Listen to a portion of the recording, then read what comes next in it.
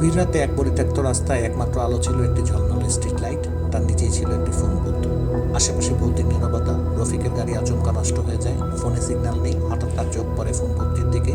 নিরুপায় হয়ে তিনি সেখানে যান। ফোন বুথটি ভাঙাচোরা আর দুর্গন্ধে ভরা। রিসিভার তুলতেই আশ্চর্যের বিষয়, সাথে সাথে একটি কণ্ঠ শোনা গেল। হ্যালো রফিক, তুমি? ঠান্ডা শিরশিরে কণ্ঠ। হ্যাঁ, আপনি কে? আমার নাম জানলেন কিভাবে? ওপাশ থেকে শোনা গেল এক অদ্ভুত হাসি। আমি অপেক্ষা করছিলাম তোমার জন্য। তিনি বুথ থেকে বেরোতে যাবেন, এমন সময় বাইরে চোখ পড়ে।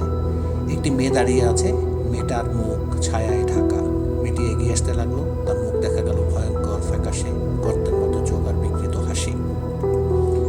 রফিক দৌড়তে শুরু করলেন, কিন্তু ফোনের রিং শোনা যাচ্ছে। পিছনে ফিরে দেখলেন মেয়েটি এগিয়ে আসছে, তার গলায় ফোনের তার জড়ানো। রাতের বেলা কেউ সেখানে গেলে আজও শুনতে পায় সেই ভৌতিক রিং।